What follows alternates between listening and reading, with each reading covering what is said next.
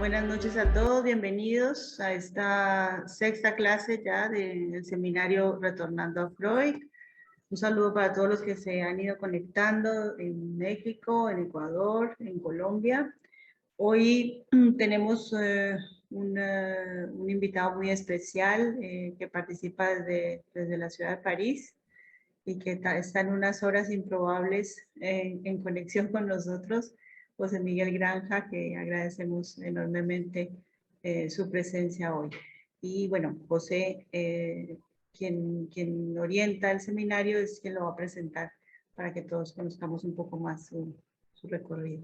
Buenas, Bienvenido, Jorge, gracias. buenas noches con todos.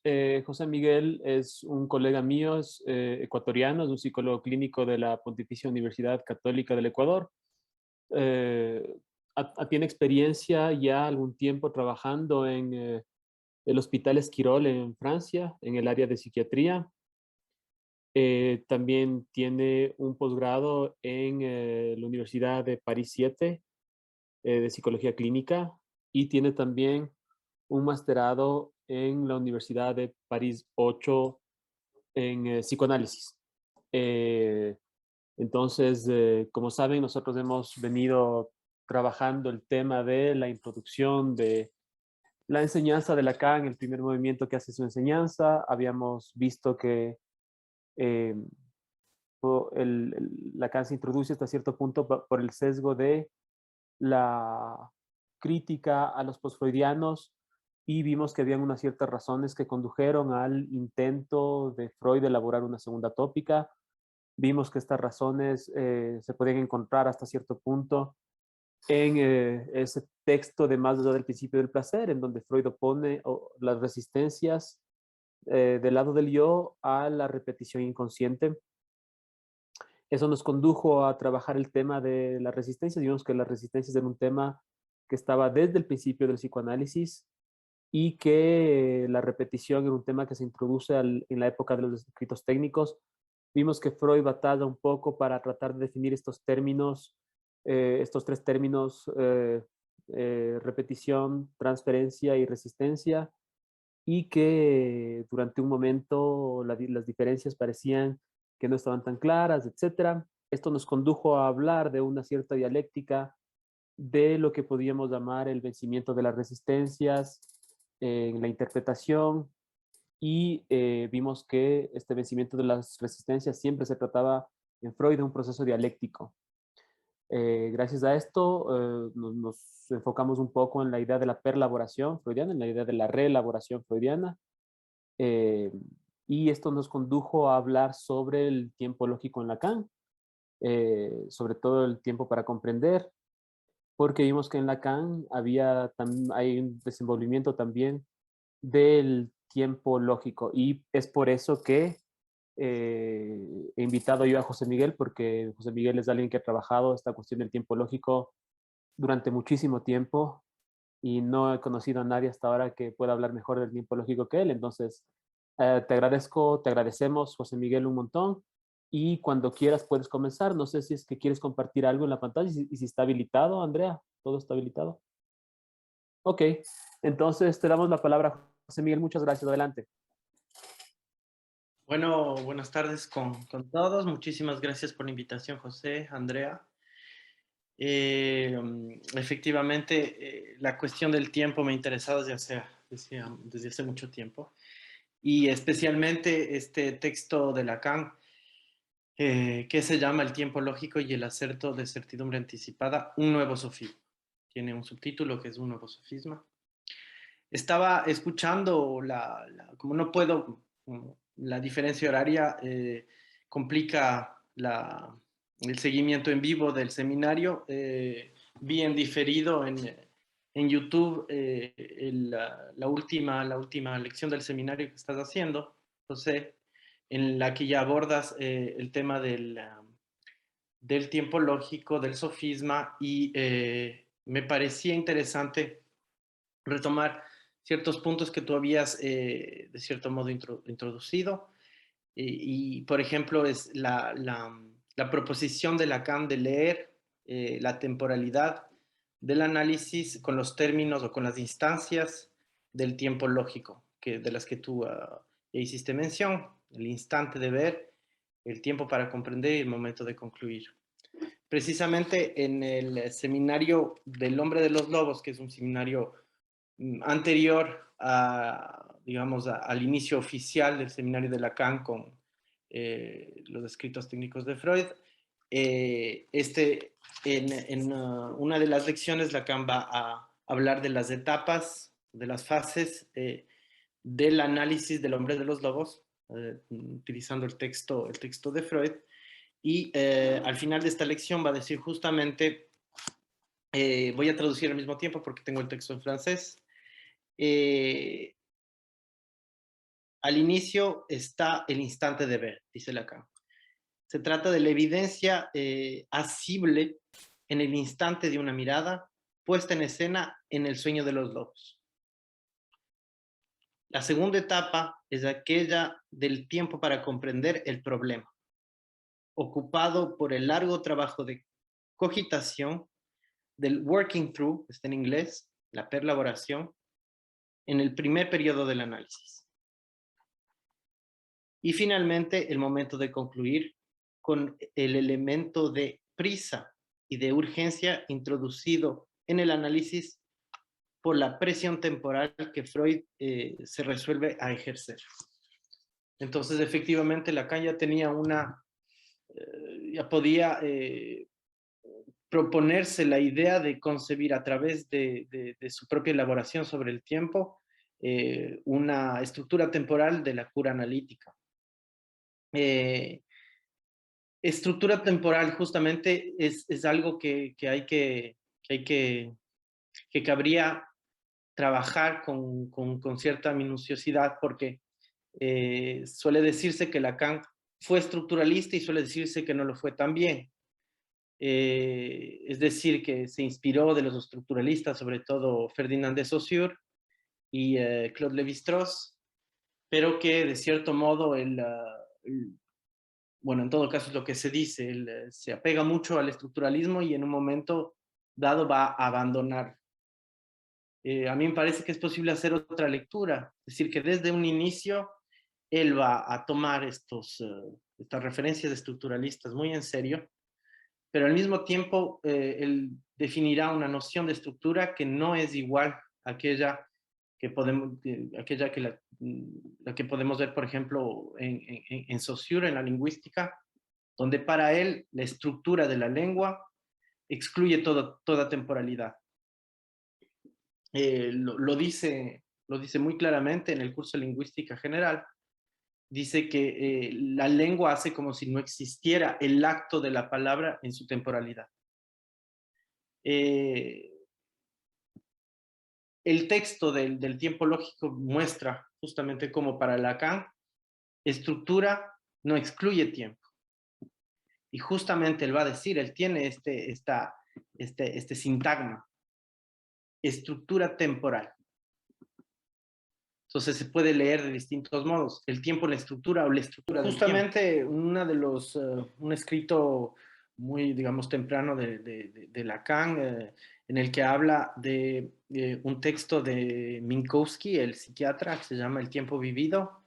Lacan va a hacer una suerte de crítica de este texto, al mismo tiempo hace muchos elogios, pero al final dice que Minkowski se propone hablar del tiempo sin utilizar el espacio y que termina haciendo una serie de metáforas espaciales. Es decir, esta idea de que el tiempo básicamente no lo podemos decir, no lo podemos contemplar, sino de un modo espacial.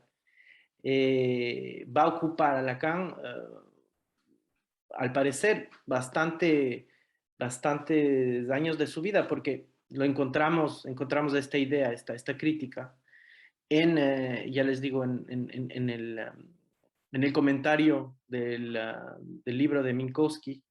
Encontramos en el texto del tiempo lógico una suerte de intento para poder dar otra concepción del tiempo, y lo encontramos también al final de su vida en el seminario La topología y el tiempo, donde se propone hacer espacio y tiempo al mismo tiempo. Es decir, no servirse primero del espacio para hacer tiempo, sino una suerte de emergencia simultánea de ambos campos. El texto del tiempo lógico tiene una temporalidad misma curiosa que cabe subrayar así a modo introductorio. Fue publicado en 1945 en una revista que se llama Cahiers d'Art, una revista que reunía trabajos filosóficos, adivinanzas, poéticos, trabajos poéticos, dibujos grabados. Por ejemplo, Picasso tiene unos dibujos ahí, Matisse también. Y que durante los años de la ocupación alemana en Francia dejó de sacar números entre 1940 y 1944. Entonces, en el año de la liberación, en 45, esta revista Cahiers d'Art saca un número que recopila, digamos, todos los trabajos que no se pudieron publicar durante los años de la ocupación. Y es en esta revista que Lacan publica El tiempo lógico. Después vuelve a ser publicado, y esta vez finalmente la forma que conocemos de este texto no es la del 45, sino aquella que va a adoptar en 1966, cuando Lacan publica los escritos y lo incluye ahí. Hay ciertos cambios, ciertas modificaciones, vamos que esencialmente todo queda, o sea, el corazón del texto es el mismo, pero las modificaciones también son interesantes. Vemos, por ejemplo, la introducción del término significante, que no estaba originalmente. Ah, lo menciona en el tiempo lógico, después Sí. del 66.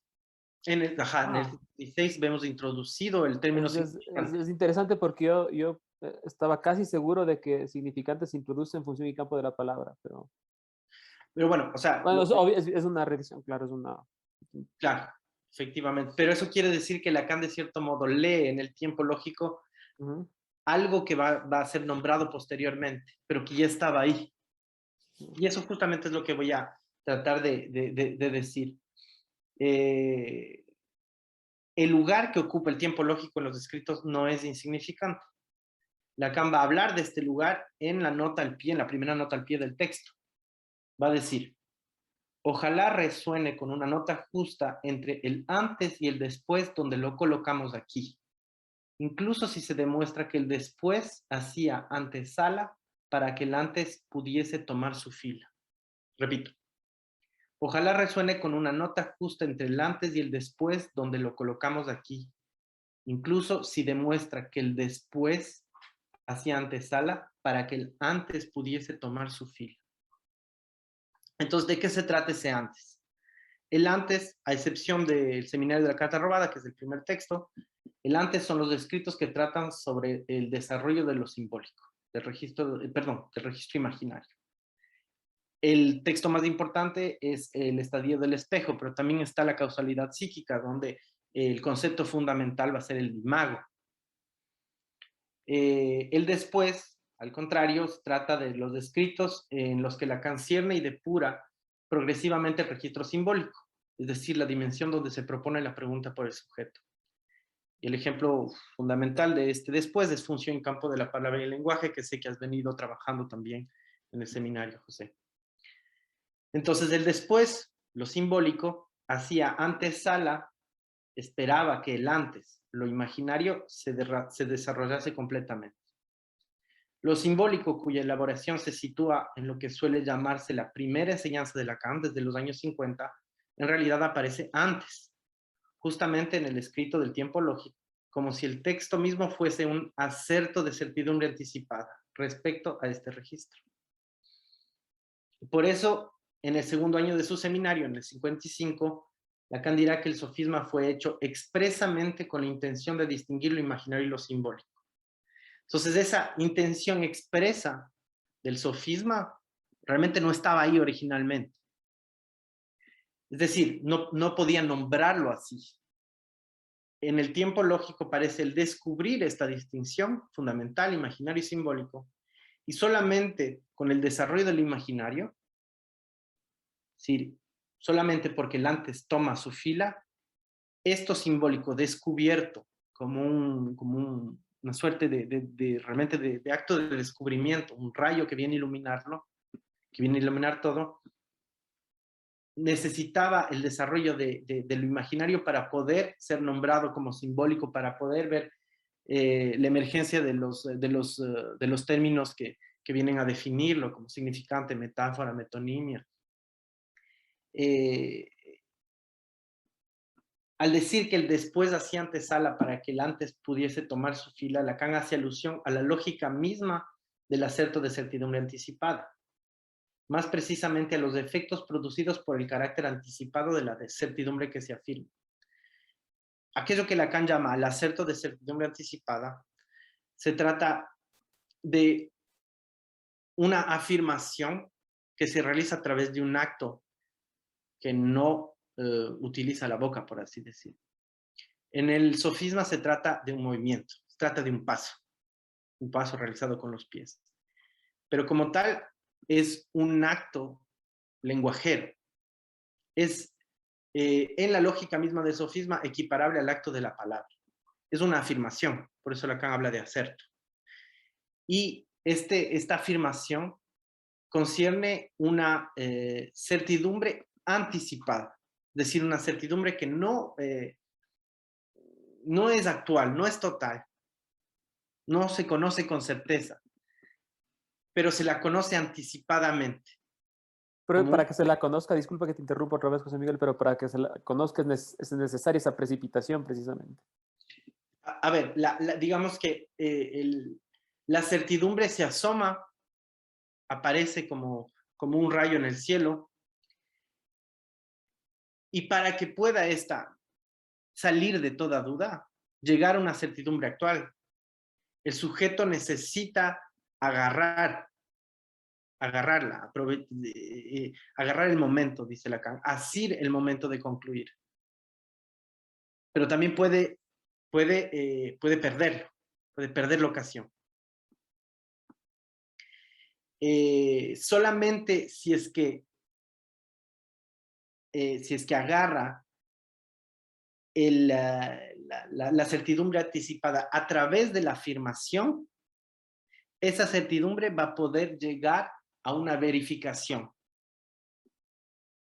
Es decir, esa certidumbre va a ser total, no anticipada, va a ser actual. A mi modo de ver, la idea de una certidumbre anticipada podría ser como una forma de definir la verdad en el sentido lacaniano. Es decir, no se trata de la certidumbre como tal, se trata de esta verdad, como dice Lacan en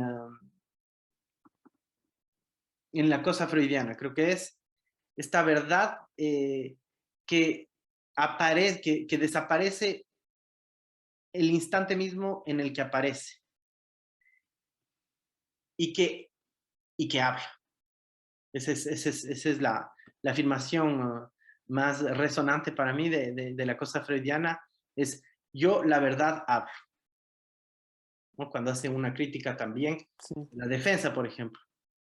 La verdad que habla y dicen que me defiendo de mí misma. Insulsos. Entonces, esta verdad que aparece y desaparece, me parece que la certidumbre anticipada, la figura de la certidumbre anticipada, puede dar cuenta de algo de eso. Claro, no es una verdad objetivable de los siglos, como podría pensarse desde otros registros. Es una verdad, además, como dice Lacan, esto va a decir en el seminario 2, cuando aborda el sofisma, va a decir, el sujeto tiene en sus manos la articulación misma por donde la verdad que descubre no es separable de la propia acción que da fe de ella. Entonces, se trata de la verdad en el acto de la palabra. Es decir, no de una verdad, como tú dices, objetiva, que tendría que ver, digamos, con una definición tradicional, en una tendría que ver con esto es Aristóteles y luego Santo Tomás de Aquino, eh, quien decía, a ver, para creer, por ejemplo, la idea de una correspondencia entre el decir y el ser. Si digo lo que es, entonces digo la verdad. El ser precede al decir. Y si digo que no es de lo que no es, entonces digo la verdad. Si digo, si invierto, si digo que es de lo que no es, entonces miento. Y si digo que no es de lo que es, entonces miento también. La idea de esta concepción de la verdad es que básicamente el ser precede al decir. Y con esto básicamente se clarifica la razón de, por ejemplo, el método científico, que es hipótesis de ir a verificar, digamos, a través de la experiencia y la experimentación, si es que la hipótesis corresponde. La verdad de la que se trata aquí no es tan así, justamente porque sin decir, entonces el ser no puede advenir. Sí, además, disculpa que te interrumpa, José Miguel, pero hay algo así también en la idea de Lacan posterior que dice que no hay metalenguaje. En Ujú. ese sentido no puede haber, finalmente, pueden haber efectos de verdad, pero no puede haber algo así como una verdad que corresponda al 100%, la cosa con el pensamiento, la cosa con la palabra, etcétera, etcétera. Ujú. Pero de todas maneras, eh, hay verdad en Lacan, hay verdad, después habrá verdad a medias, pero hay verdad y esta verdad es de cierto modo, podríamos leerla como justamente el decir que hace advenir a un cierto ser, o en todo caso intenta hacer advenir al ser. En la máxima freudiana hay algo de esa verdad, justamente, donde ello estaba, yo advengo. Ese es el decir de verdad. Eso, Eh, eso, eso es muy interesante porque además nos muestra que no está antes, que el inconsciente no está antes, digámoslo así. No está antes de que vaya alguien a ponerse a hablar. Lo que Exactamente. en esa propia dialéctica de la palabra que hemos estado viendo aquí, solo eso es lo que nos interesa. No nos interesa por eso mismo si es que el paciente dice o no dice la verdad objetiva, etcétera, etcétera. Es algo que creo que clarifica las cosas.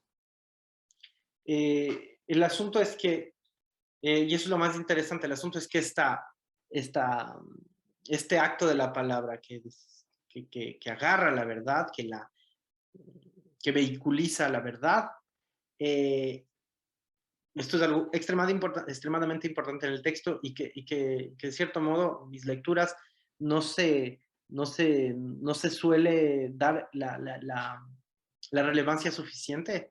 Es que el acto falla, es un acto fallido, por así decir. Este acto falla. Es decir, si se trata de un decir, El hablar es un acto fallido, eso está muy bien. si se trata de un decir para que el ser advenga, el asunto es que el ser no llega a venir completamente, no llega a venir. O sea, ese es el problema, es que es fallido. Es que es fallido y en ese fallo, el acto de la palabra produce significantes. Eh, esta es mi lectura de lo que se ve, digamos, en el sofismo. ¿Qué es lo que ocurre? Los sujetos en algún momento llegan a este momento de la conclusión, afirman algo respecto a sobre su ser. Esta afirmación eh,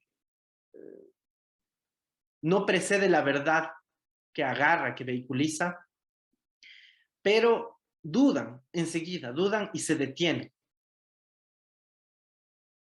Claro, Entonces, solamente disculpa que te interrumpa, José Miguel, pero solamente para recordar un poco, José Miguel está hablando de lo que nos habíamos referido la sesión anterior en relación a las mociones suspendidas. Si es uh-huh, que entiendo bien, es decir, que recordemos que los prisioneros salen dos veces, salen tres veces de la final, salen una primera vez, se detienen, salen una segunda vez, se detienen y salen una tercera vez, pero ahí ya no pueden dudar. Eso era solamente para poner ese contexto. Gracias, José Miguel. Yo pensaba justamente explicar. Ya, chévere, chévere, mejor así, mejor así. Una cosa más antes de que continúes, José Miguel, pero me parece tan interesante lo que tú dices porque al final no aparece una verdad. Lo que aparece cuando tú dices que en ese fallar de la palabra en la producción del ser, aparecen significantes, me parece que lo que se puede leer ahí es que hay un aparecimiento de los significantes de la división del sujeto. Y en ese Ujú, sentido no hay ser, es la división del sujeto la que aparece ahí. exactamente, exactamente. Adelante, José Miguel, disculpa que te haya interrumpido tanto. No, no, no, por favor, y no solamente tú, sino cualquiera puede detenerme. Están absolutamente invitados a... El, ah, entonces, es en este movimiento y detenimiento. El movimiento de la palabra, el acto de la palabra, y en su detenimiento se produce un significante. En la división de sujeto se produce un significante y este significante va a relanzar el movimiento. Es por eso que me parece que la forma en cómo Lacan llama el detenimiento, tiene dos formas de llamarlo. Escansión significante o moción suspendida. Significante, el significante justamente puede ser entendido como una moción suspendida, un movimiento suspendido, un movimiento detenido en su relación a la palabra. La relación entre la palabra y el significante es un tema extremadamente interesante. Es donde podemos ver, por ejemplo, cómo, de qué posición del sujeto se trata cuando es sujeto de la palabra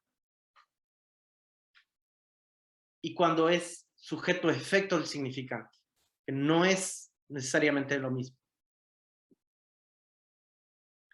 Bueno, esto era una pequeña introducción que yo quería hacer porque mi intención principal es explicarles bien el sofisma. Yo creo que el sofisma tiene un grado de complejidad importante, no sin razón, y quería compartirles yo lo que a mí me permitió comprender este sofisma, o en todo caso tener la idea de la ilusión de comprenderlo. Y es un esquema que yo construí para poder, que me era necesario.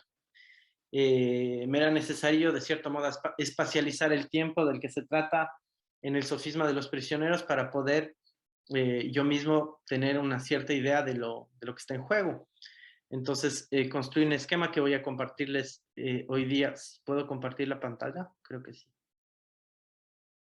Normalmente sí. Sí, adelante. Y ya.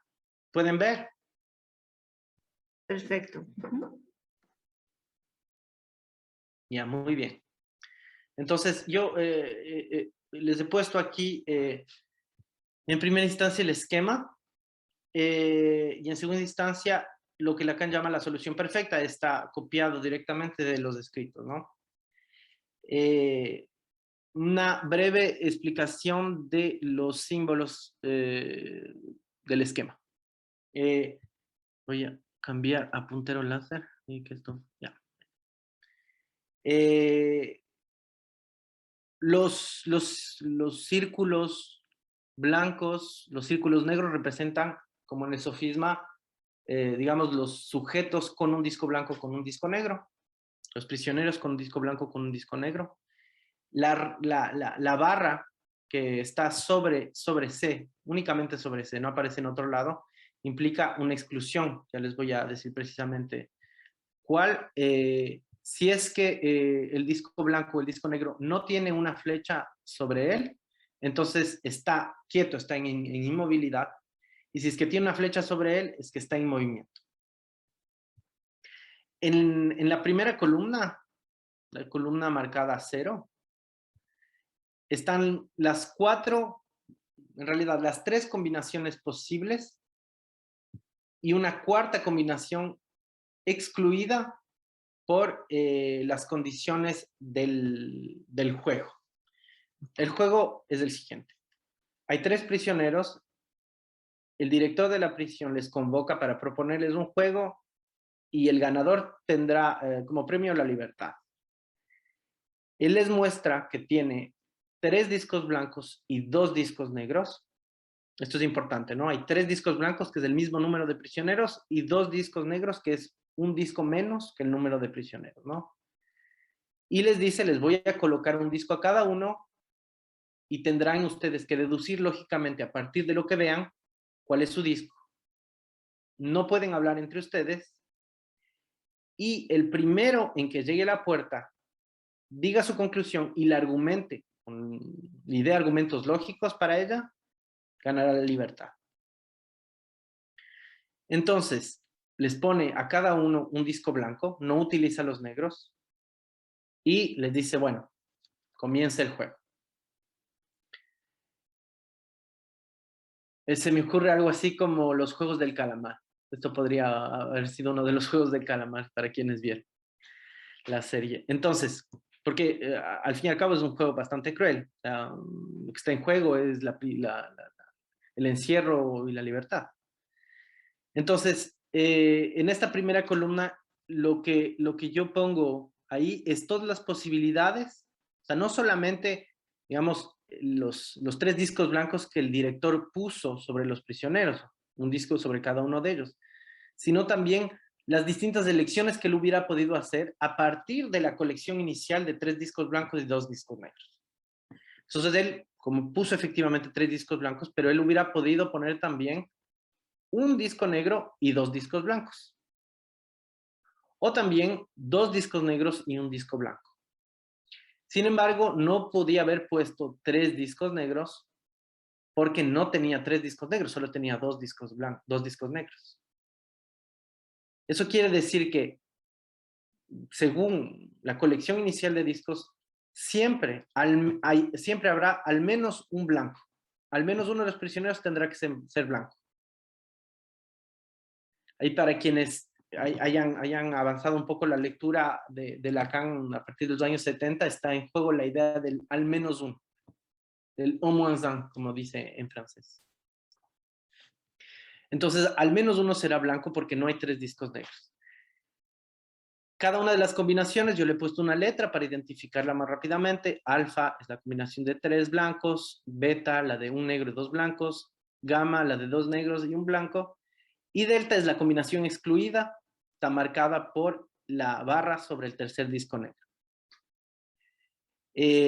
Como les había dicho, la flecha significa que está en movimiento el prisionero en cuestión, y la serie de columnas que van a estar marcadas por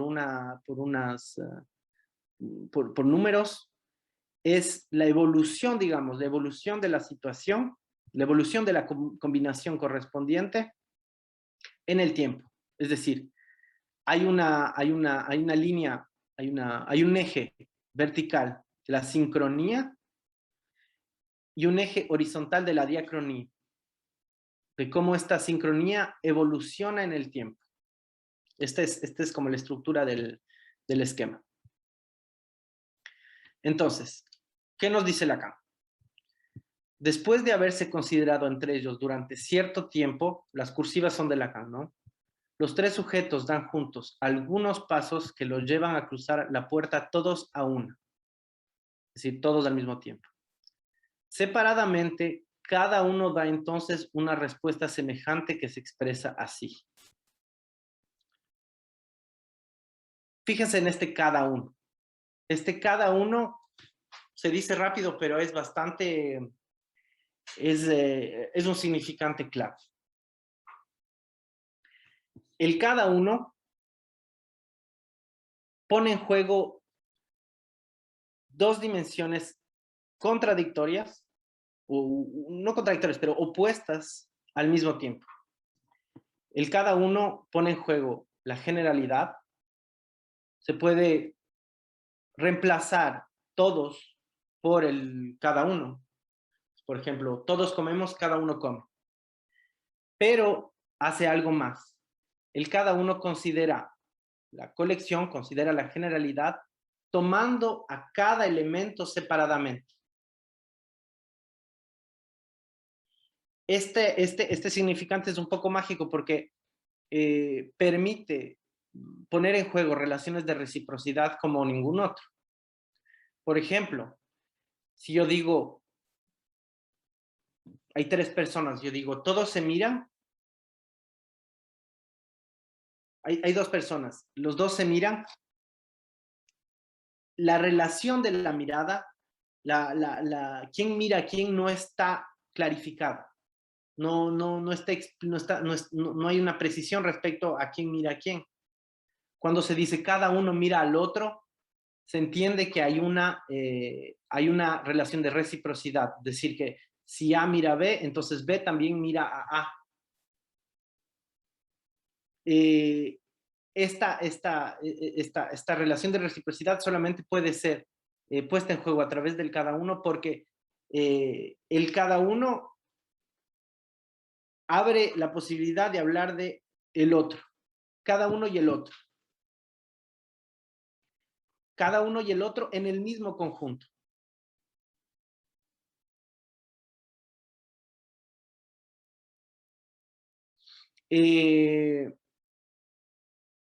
Cuando se habla de todos, no se puede decir el otro. En el conjunto de los 3 prisioneros, si digo, todos piensan que el otro, ¿quién es el otro ahí? En cambio, si digo, cada uno piensa que el otro, el cada uno introduce, si ven la definición del diccionario, es hablar de la colección, hablar de la generalidad, pero tomando cada elemento separadamente. De cierto modo, esto es algo que se podría incluso, se podría reunir las 2 operaciones que Lacan va a desarrollar en el seminario 11 de la alienación y de la separación. O sea, la alienación como la pertenencia al conjunto y la separación como este aislamiento de un elemento respecto al conjunto, pero los 2 movimientos al mismo tiempo. Entonces, el cada uno es extremadamente importante. Y lo vemos aquí presente antes mismo de que se dé digamos, la respuesta que los prisioneros van a dar respecto a su conclusión. Entonces, cuando se dice cada uno, ¿quién habla? Entonces, no hablan todos, porque no hablan todos al mismo tiempo. Habla cada uno separadamente diciendo lo mismo.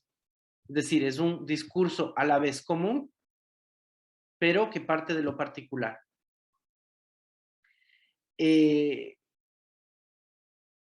La nomenclatura que utilizo en el esquema, que es A, B y C, es la misma nomenclatura que utiliza Lacan. Yo lo utilizo de un modo ligeramente distinto, pero viene justamente a aprovechar este cada uno, este término, ¿cierto? Se aprovecha de este término diciendo, por ejemplo, así, A es cada uno de los prisioneros. Es decir, A no es un nombre propio. Yo escuchaba que José dio el ejemplo de este sofisma utilizando justamente nombres propios, cual puede ser también muy útil para introducirlo. Pero digamos que avanzamos una etapa más y es que ponemos en juego ya no lo singular del nombre propio, sino lo particular del sujeto. Sujeto no como singular, sino como particular. Este particular, cada uno, permite hablar de algo así como 3 niveles subjetivos o 3 formas del sujeto o 3 posiciones del sujeto. La primera posición es ser cada uno de los prisioneros, simplemente. Si los prisioneros se llaman Juan, José y Roberto, Juan es cada uno de los prisioneros, José es cada uno de los prisioneros y Roberto es cada uno de los prisioneros. Siguiente nivel lo vamos a ver ya dentro de la respuesta que da cada uno. Entonces, cada uno dice, soy un blanco y he aquí cómo lo sé. Dado que mis compañeros eran blancos, pensé que si yo fuese negro, cada uno de ellos habría podido inferir de ello lo siguiente. Otra vez hay un cada uno.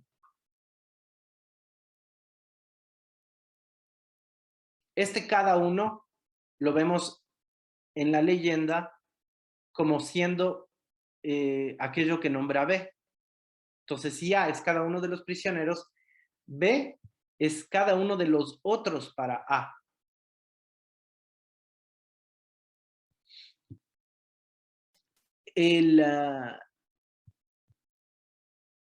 Si es que tiene alguien alguna pregunta, alguna duda, no dude en detenerme y hacer la pregunta.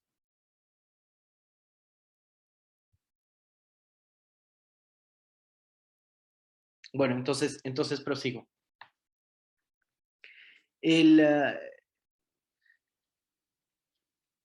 Cada uno, simplemente tomen en cuenta que va a estar estrechamente relacionado con lo que Lacan llama la relación de reciprocidad, que es de cierto modo una primera elaboración respecto al gran otro.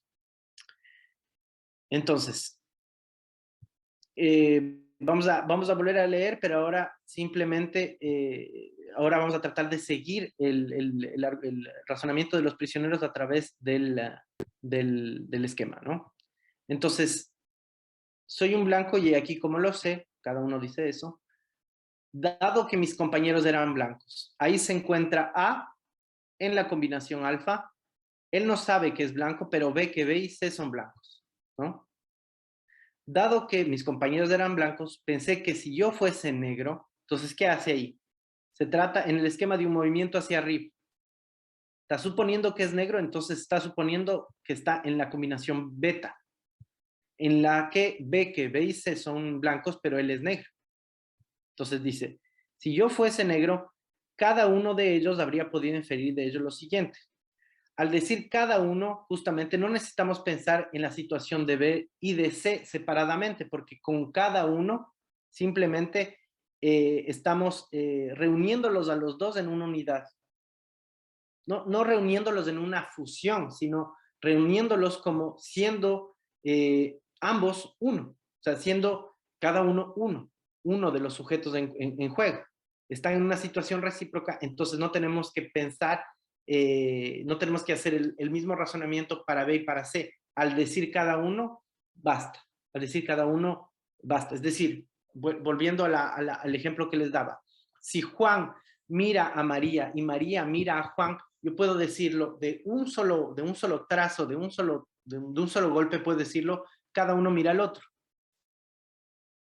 Entonces, ¿cómo de cierto modo logro reunir, salgo de la singularidad dada por el nombre propio y logro reunir en un solo movimiento dos acciones que son ejercidas por dos sujetos distintos a través de este cada uno? Cada uno mira al otro.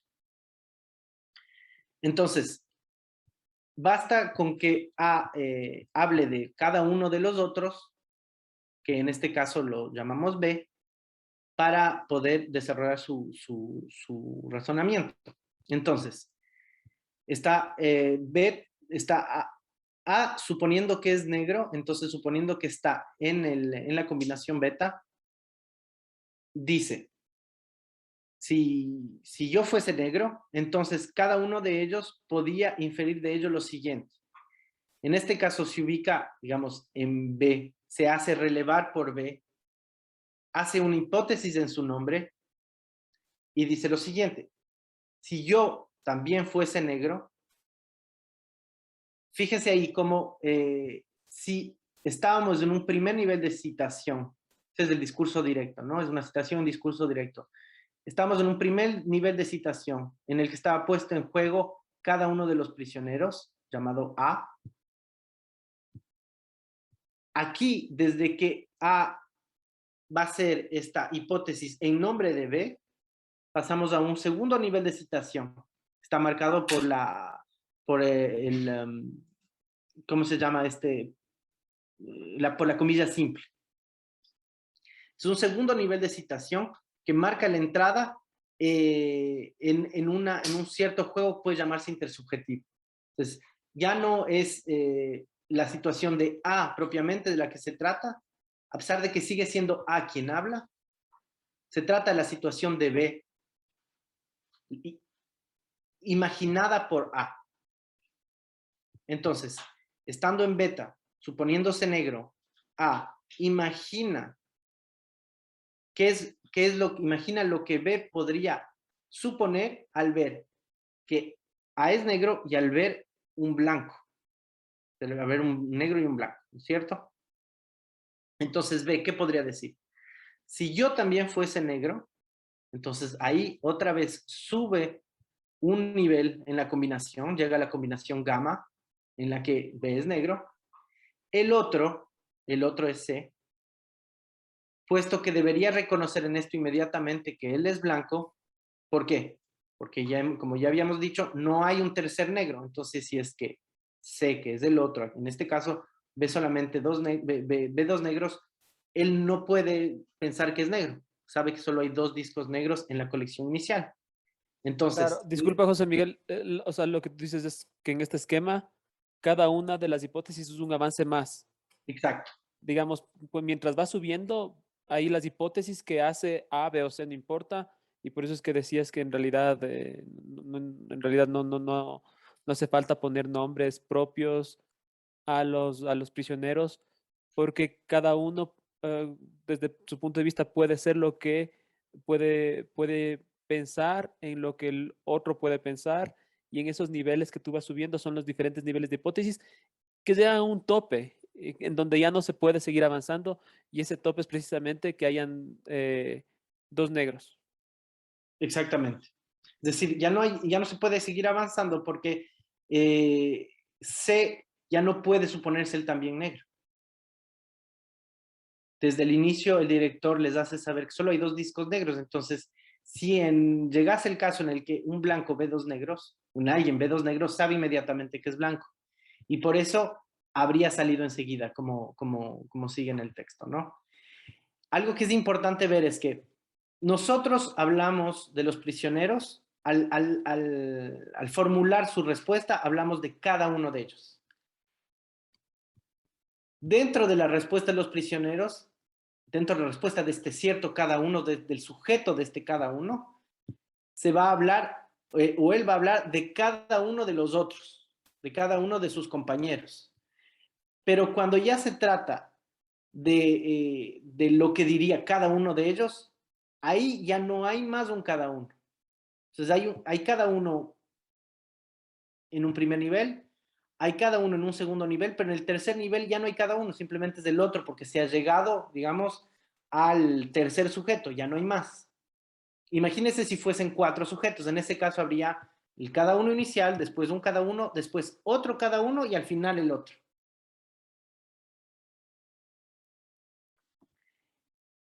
Al llegar al otro, al mismo tiempo se llega ya al tope, como decías José, al tope de las suposiciones. El otro, y esta vez este otro no se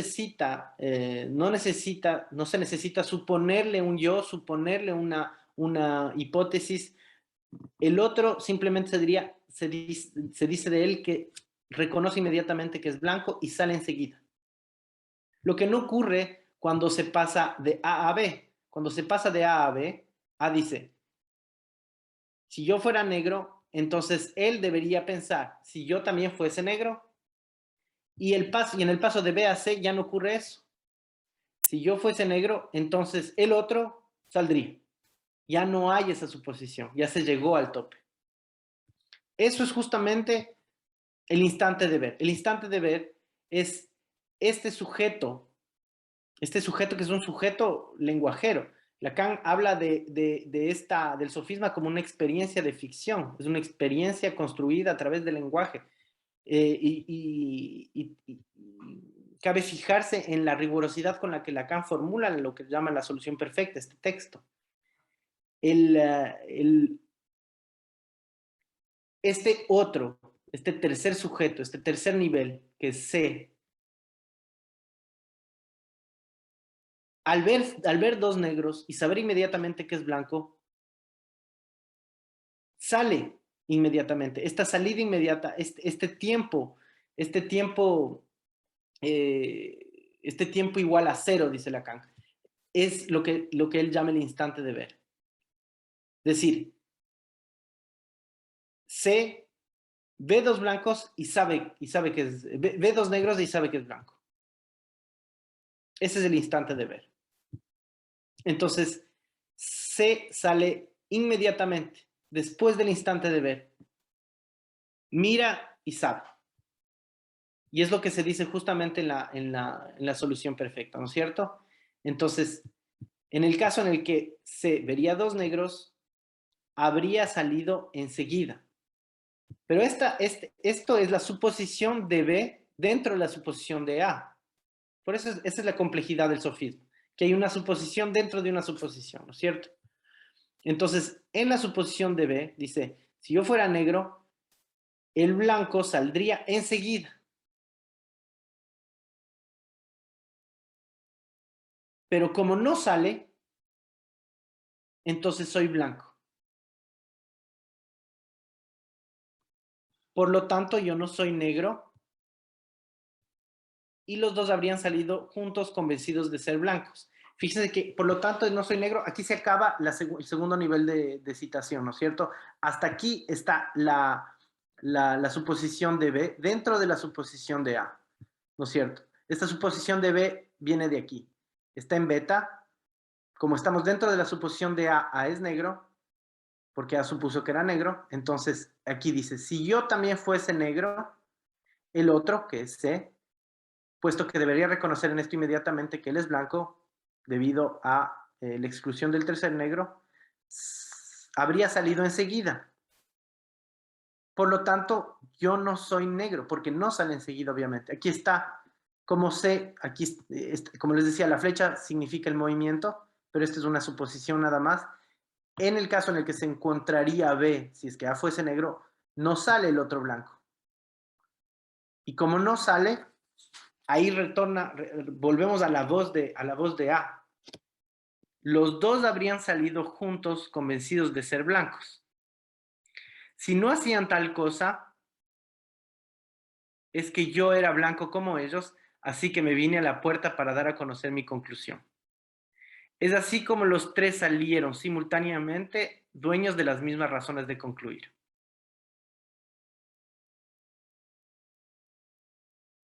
¿Alguna pregunta hasta aquí? El nivel 2. ¿Puedes pasar, por favor, de nuevo del paso es un nivel de suposición el que está en gamma, ¿no es cierto? En el 1 de gamma. Ya debería haber salido C, ¿no es cierto? ¿Puedes explicar el paso de ahí? ¿A dónde te fuiste? Te fuiste al beta 2. Al beta 1. Al beta 1. El beta 1 no está explícito en la solución perfecta. Está aquí, digamos está tácito. Si yo también fuese negro, el otro, ahí estamos aquí, ¿no es cierto? En gamma 0. Si yo también fuese negro, el otro habría salido enseguida, en gamma 1, enseguida, justo después del instante de ver. Por lo tanto, yo no soy negro. Ese por lo tanto, yo no soy negro es, digamos que se salta hasta beta 2, porque tácitamente lo que está diciendo, habría salido enseguida, pero no sale enseguida, no ha salido. Entonces, yo no soy negro, soy blanco. Esto es B quien habla, ¿no? Aquí es B quien habla.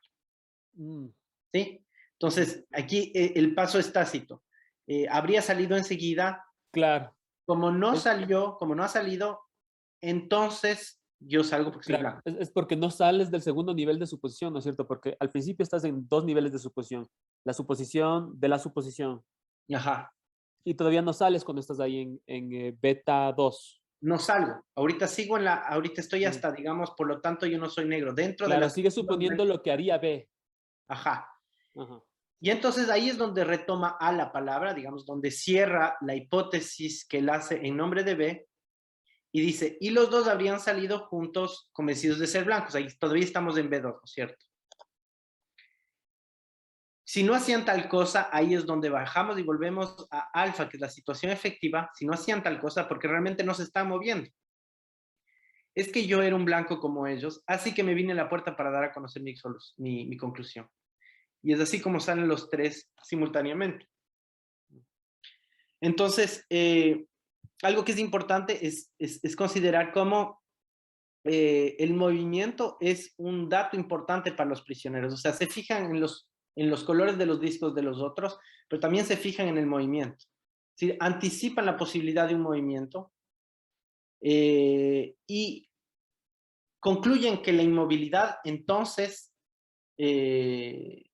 les hace saber o no su color. Es decir, si hubieran dos negros, el blanco saldría. Como no sale, entonces hay al menos dos blancos. Pero en ese caso, los blancos ya concluirían. Pero como no salen dos blancos, entonces hay tres blancos. De cierto modo se puede entender esto mucho más claramente si es que se lo piensa del siguiente modo. Es el mismo problema, pero además el director les va a decir lo siguiente. Les va a decir, yo les voy a dar un tiempo para que reflexionen, para que mediten, y cuando dé cuando toque la campana, el que haya encontrado su color puede salir. Si es que no han encontrado su color, entonces les daré un tiempo suplementario y tocaré nuevamente la campana para que salgan. Y si es que aún no han encontrado su color, entonces les daré un tercer tiempo suplementario para que salgan. Piensen como si el director hubiera fijado previamente los tiempos, ¿sí? Entonces, ¿qué ocurriría en ese instante, en ese caso? Les da el tiempo para reflexionar y toca la campana. ¿Quién saldría? O sea, ¿en qué situación y quién saldría a la primera campanada? Solamente un blanco que ve dos negros. Solamente un blanco que ve dos negros a la primera campanada podría salir.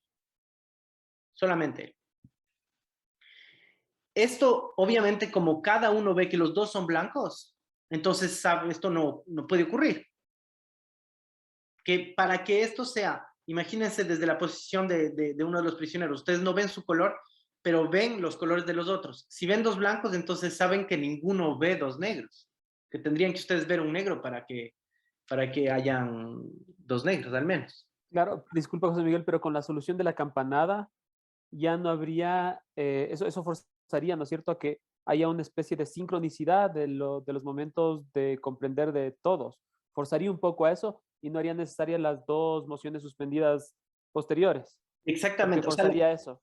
exactamente, es decir, garantizaría la sincronía.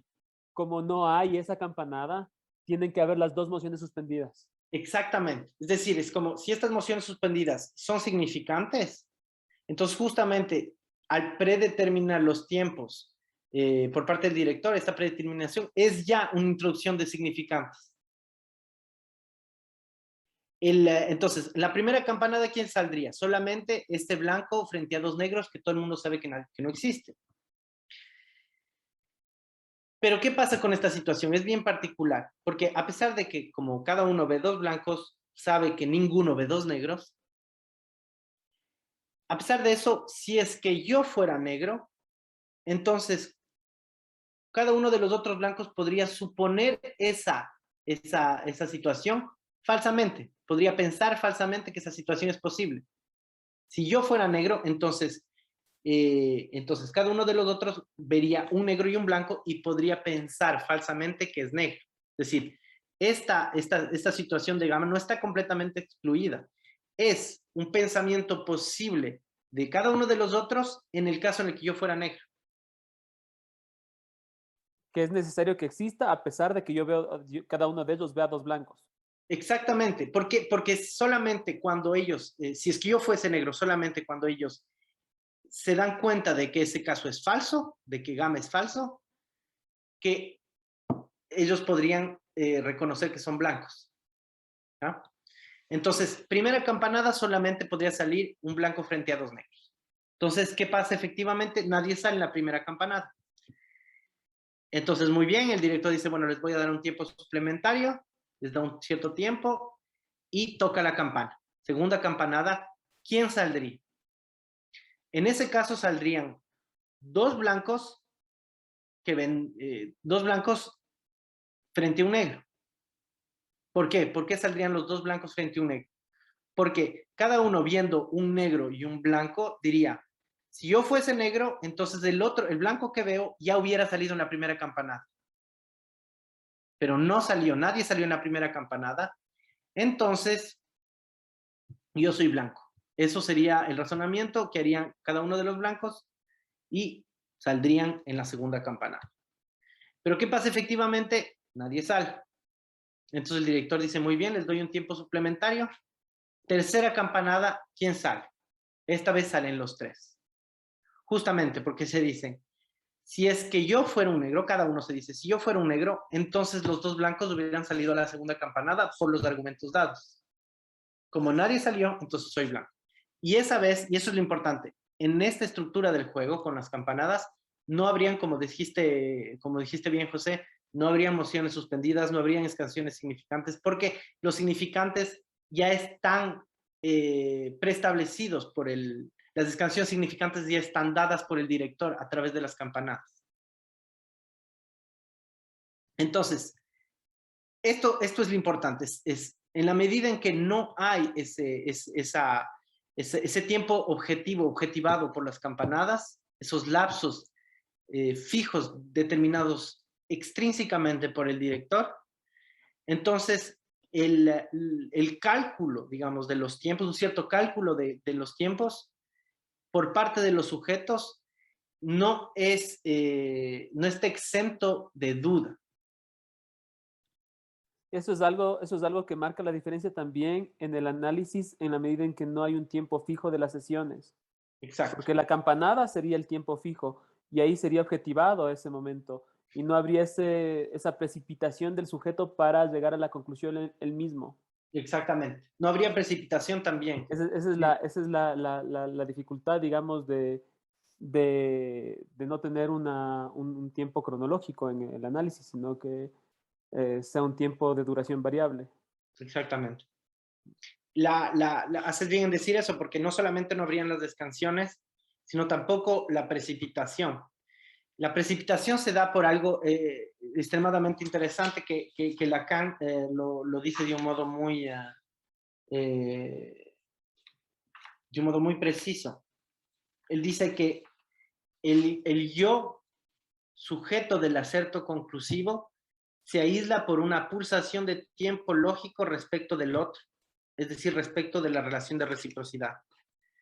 Es decir, que el sujeto que es cada uno, ¿no es cierto? El sujeto del acerto conclusivo tiene un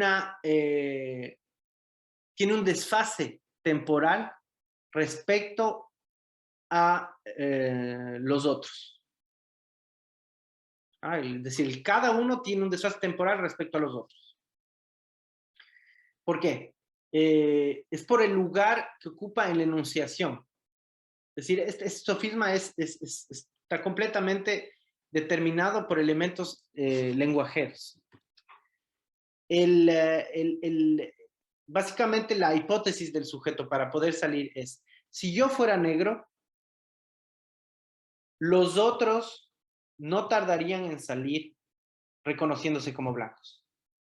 ¿Por qué? Ya hemos visto por qué, porque cada uno pensaría que si yo también, eso ya está, muy bien. Pero la hipótesis, digamos, formulada de un modo sintético, es si yo fuera negro, los otros no tardarían en reconocerse como blanco y saldrían. ¿No es cierto? Esa es la hipótesis. Pero ¿qué pasaría si efectivamente el sujeto en cuestión fuera negro? En ese caso, los otros no tendrían que suponerlo como negro. Lo verían como negro y saldrían, ¿no? Después de hacer un movimiento de comprensión, un tiempo para comprender, saldrían, pero no tendrían que suponerlo como negro. Es decir, ahí está ese desfase temporal. Para el sujeto en cuestión, el sujeto que es cada uno, él tiene que contar también el tiempo en el que él hace la hipótesis sobre sí mismo, en el que dice, si yo fuese negro, si yo fuera negro, si yo fuera negro, los otros, en el caso en el que fuera cierto esto, no tendrían que atravesar ese tiempo. No necesitarían hacer el tiempo de la suposición. Entonces, él se demora se demora no en términos de duración, pero se demora en términos de pasos lógicos, de fases, de etapas lógicas, se demora un tiempo más. Ese tiempo es el que le corresponde a él como enunciación, si yo fuese negro. Si es que esta hipótesis fuera realidad, es decir, si él fuese efectivamente negro para los blancos, no habría enunciación necesaria de esa hipótesis. Eso estaría dado por la realidad, estaría dado por lo que ven. Es decir, A como negro. Creo que hay una pregunta de alguien que ha alzado la mano. Andrés desde México. Andrés, tienes la palabra. Hola, buenas noches. En esto que estás comentando, José Miguel, de la suposición y la certeza y el tiempo del instante, si yo fuese negro y no asumo, no tengo la suposición, sino que tengo la certeza, entonces yo sería psicótico. Es pregunta.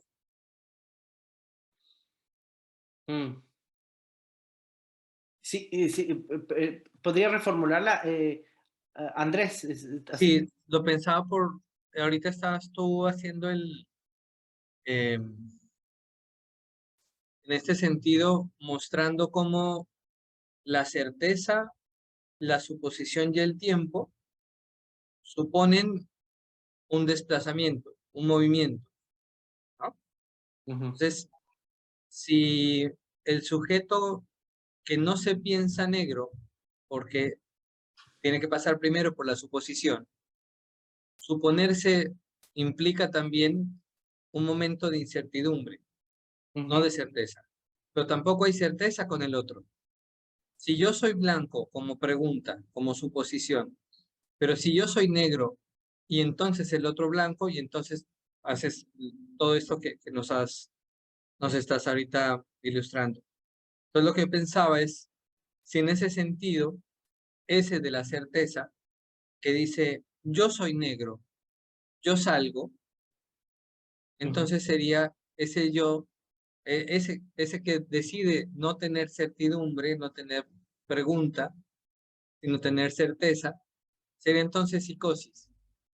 Esa idea de tener la razón no a punto de suposición, sino a punto de certeza.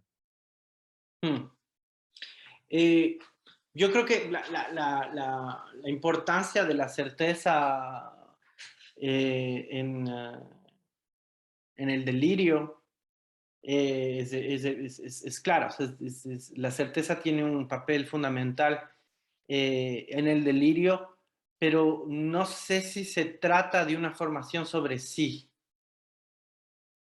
La certeza en el delirio suele tratarse sobre todo de una afirmación respecto a una voluntad del otro.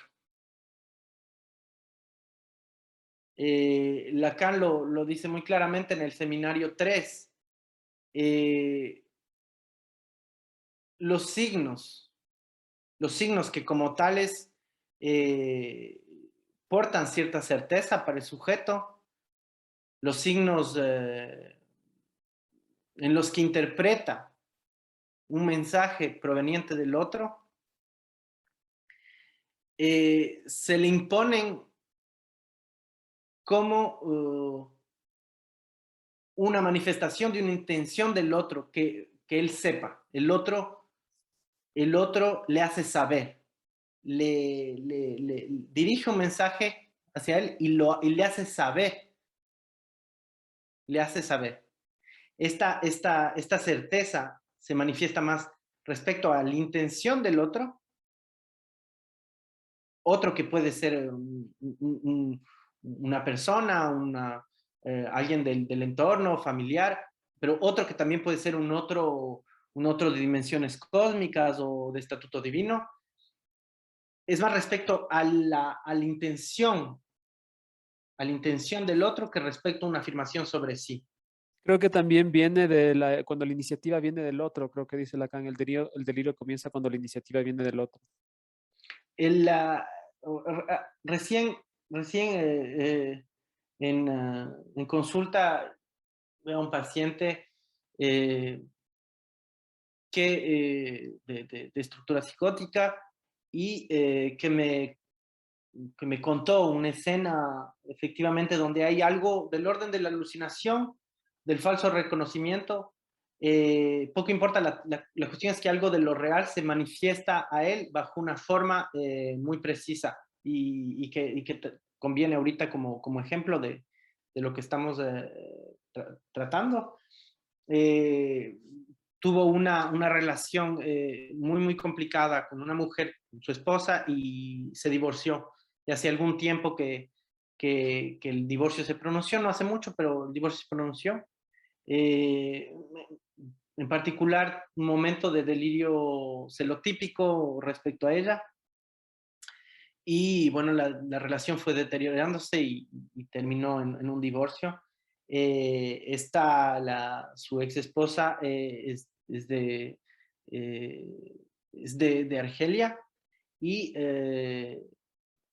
según el paciente, bueno, lo que parecía ser mm, mm, así, ella volvió a su país porque no quiso quedarse en Francia, no podía quedarse en Francia, volvió a su país. Él es de Marruecos.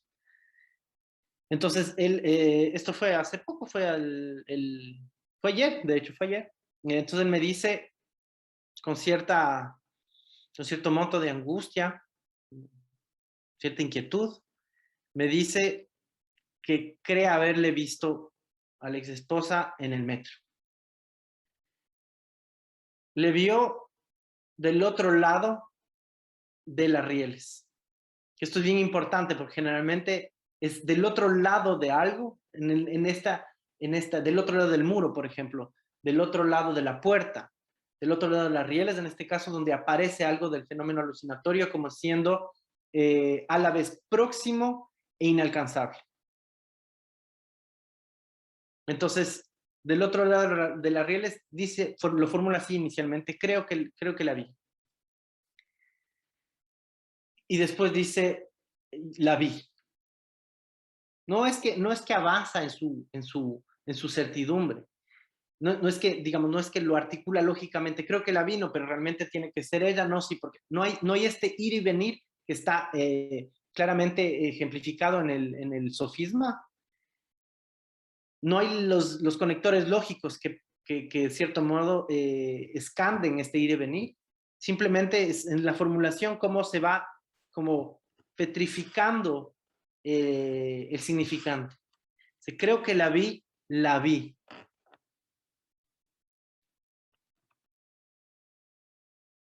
Después dice, bueno, no es mi problema,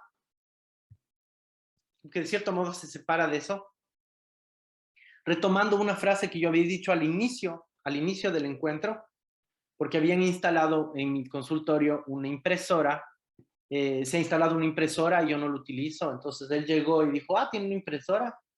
Y dije, sí, la han instalado, dijo, hay una alarma de que está dañada en la pantalla de la impresora, y dije, sí, no es mi problema. Y dijo, bueno, tampoco el mío. Después, cuando me cuenta de este momento un poco límite, retoma las palabras, citándome, diciendo, como usted dijo, no es mi problema. Pero enseguida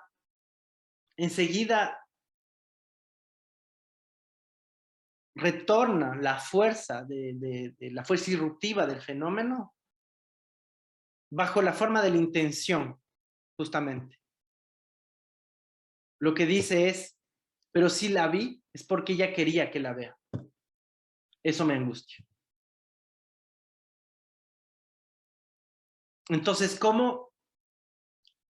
O sea, ¿en qué punto, o sea, respecto a qué se configura esta certeza? No se configura respecto a una afirmación sobre sí, sino una afirmación respecto a la intención del otro. Si le vi, es porque ella quería que yo la vea. Entonces, por eso me parece que tal vez decir que todo este ir y venir de la certidumbre anticipada, lo opuesto sería la psicosis de una certeza directa. Yo creo que también hay una cierta lógica que antecede, digamos, la llegada de esta certidumbre, y me parece que esta viñeta clínica pequeña que les doy podría ser materia para poder cernir algo de esa lógica, pero en todo caso la afirmación a la que se llega con una certidumbre total, no como se dice, no anticipada, una certeza, tiene que ver más con la voluntad del otro que con una afirmación sobre sí. De cierto modo, si el delirio va luego a incluir algo del orden de una afirmación sobre sí, sería como una forma de deducción a partir de esa voluntad del otro como premisa.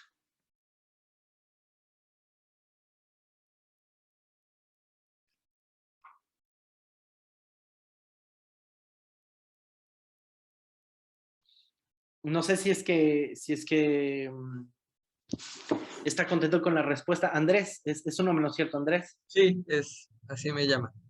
Sí. Gracias. Sí, contento.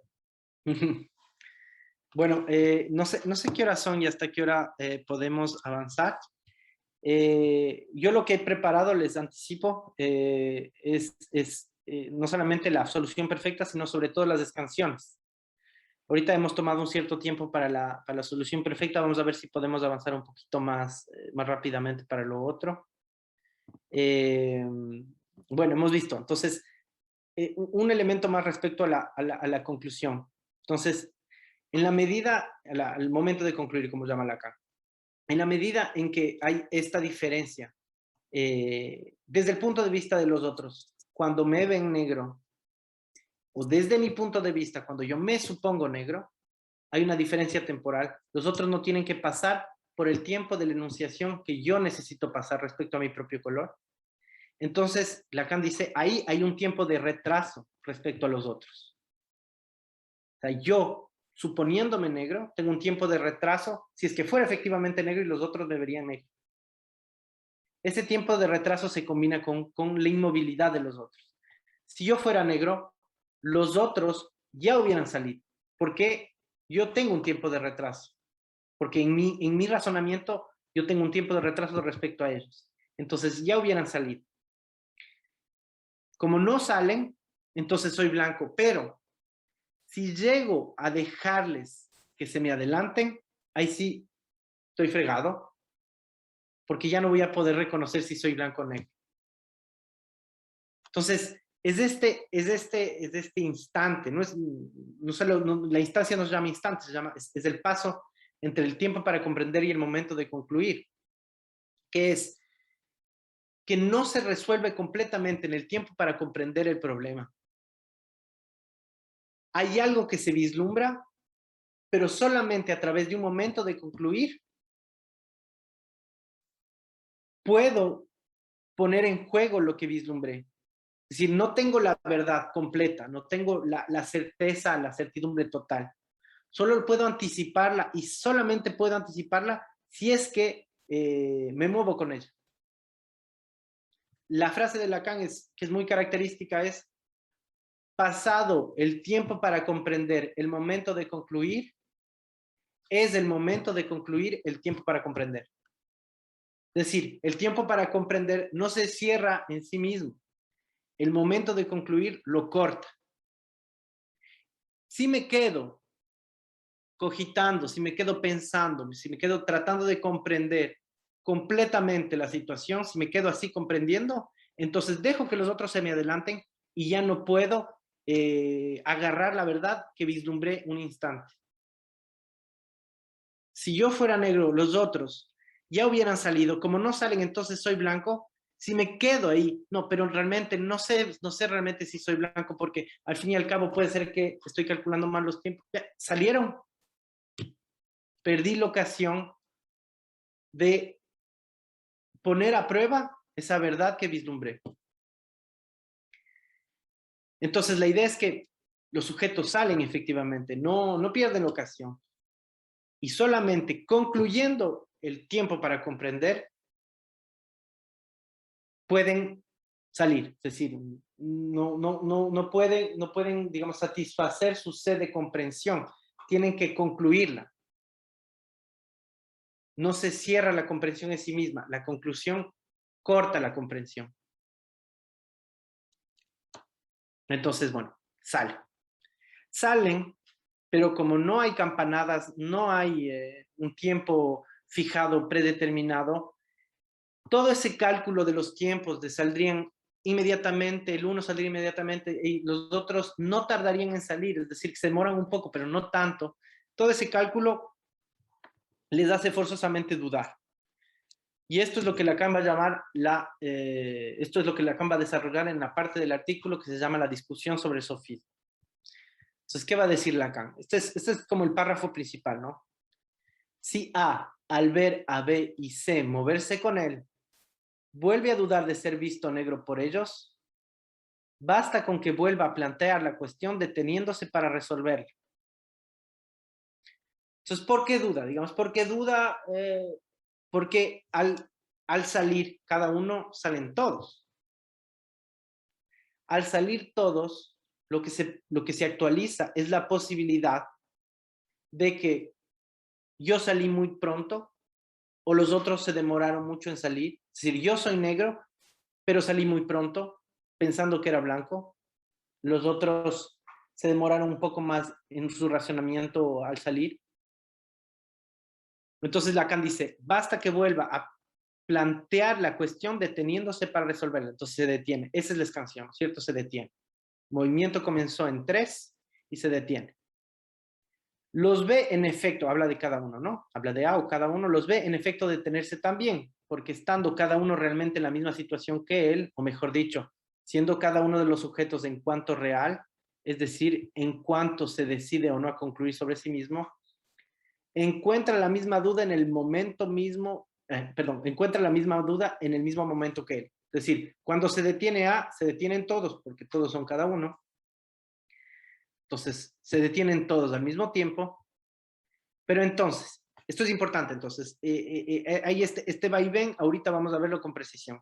En el tiempo 3 salen, en el tiempo 3 se mueven, y enseguida, en un tiempo que se va a llamar 0', se detienen los 3. Entonces, en el tiempo 3 avanzan los 3 y en el tiempo 0' se detienen los 3, ¿cierto? Entonces, es decir que en el movimiento hay un detenimiento. El detenimiento, hay un detenimiento, ¿no es cierto? Se mueven los 3, se detienen los 3. Entonces, dice Lacan, cualquiera que sea el pensamiento que A impute a B y a C, con toda razón concluirá de nuevo que él es un blanco, porque establece derechamente que si él fuese un negro, B y C habrían debido proseguir.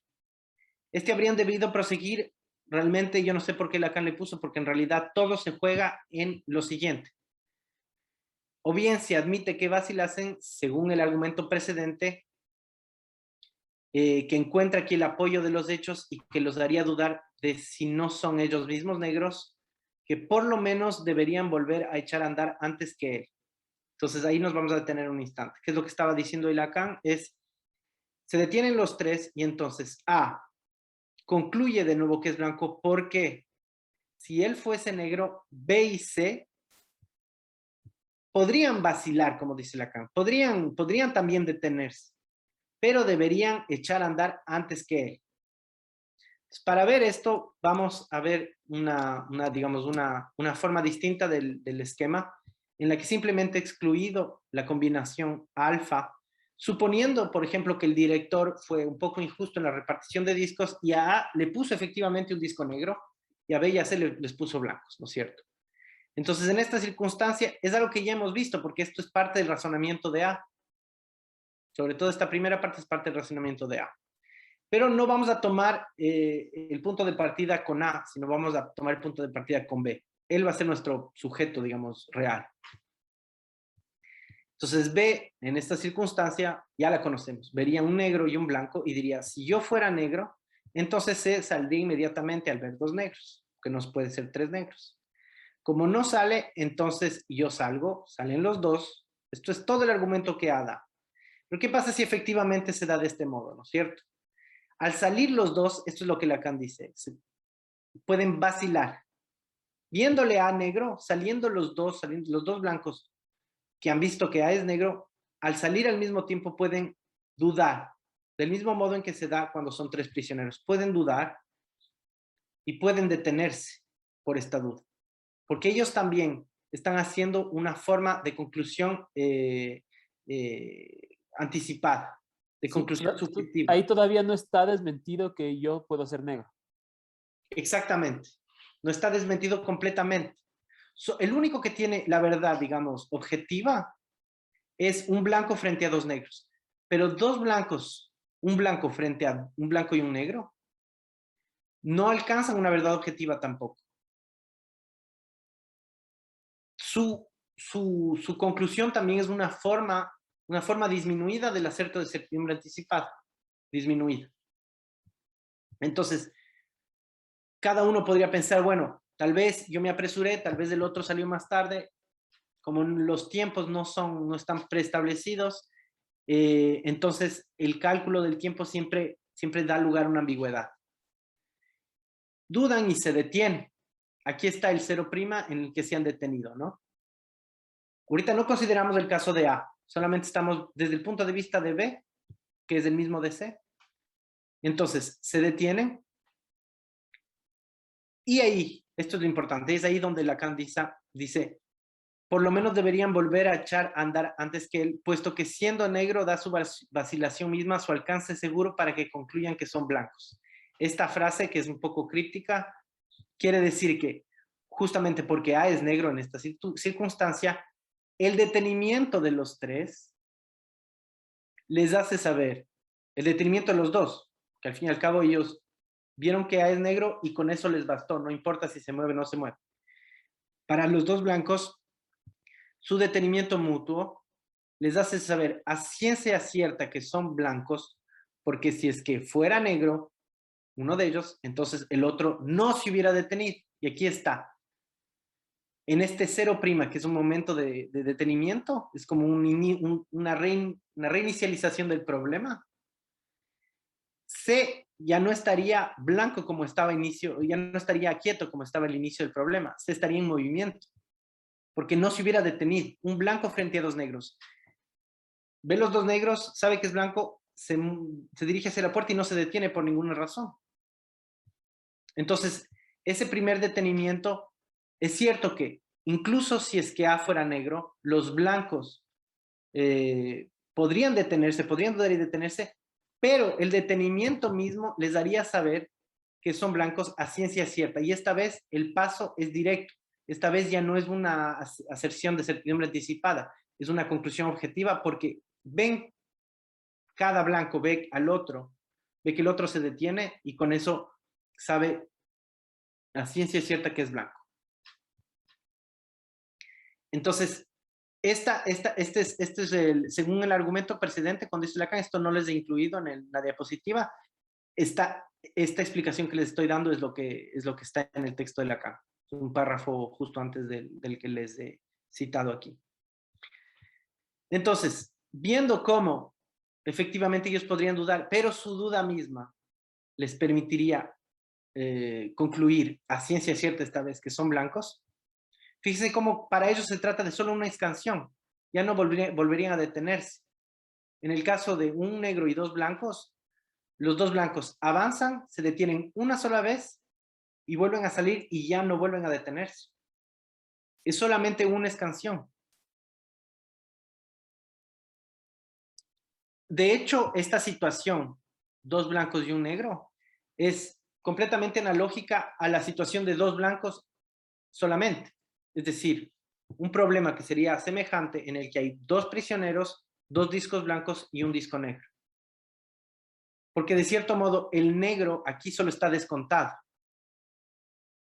Entonces por eso tiene la misma estructura, es analógico. incluso se puede hacer tiene una forma de, una cierta regularidad de este problema. Si es que hay 2 prisioneros, entonces hay un solo disco negro y una sola escansión. Si es que hay 3 prisioneros, hay 2 discos negros, 2 escansiones, 4 prisioneros, 3 discos negros, 3 escansiones y así. Es decir, el número de discos negros es igual al número de escansiones. En este caso, en el caso en el que hay un disco negro y 2 blancos, digamos que hay 2 discos negros, ¿no es cierto? En esta situación.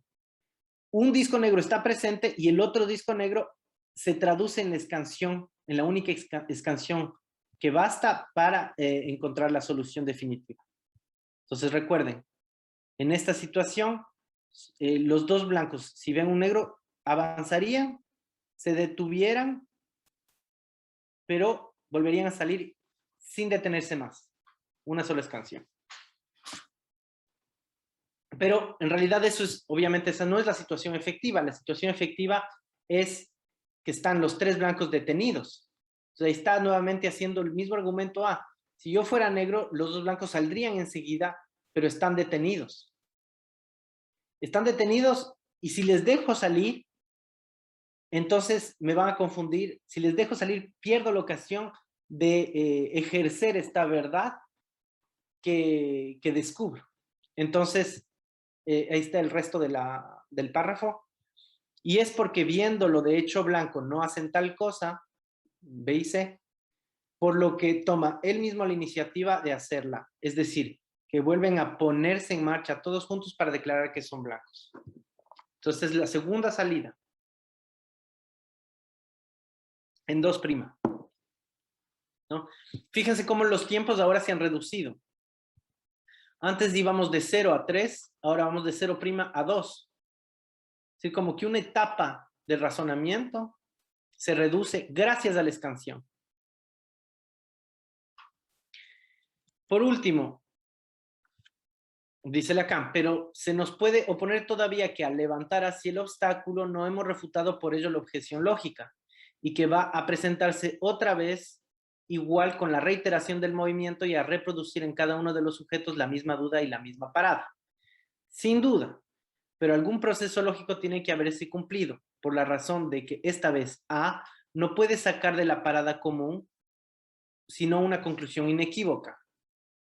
Entonces, Lacan dice, pueden volver a dudar después de volver a salir. Salen, se detienen, salen y pueden volver a dudar y detenerse, porque todavía la certidumbre que alcanzaron es anticipada, no es actual, no es total. Pueden volver a dudar y detenerse. Pero esta vez, este segundo detenimiento, si recuerdan lo que les decía, 2 blancos frente a un negro salen, se detienen y vuelven a salir y no se detienen más, se detienen solo una vez. Entonces, el hecho de que se detengan los prisioneros, los 3 prisioneros, 2 veces, les hace saber a cada uno que definitivamente son blancos. Y ya la certidumbre ya no es anticipada, la certidumbre ahora está verificada. La certidumbre ahora es actual, es total.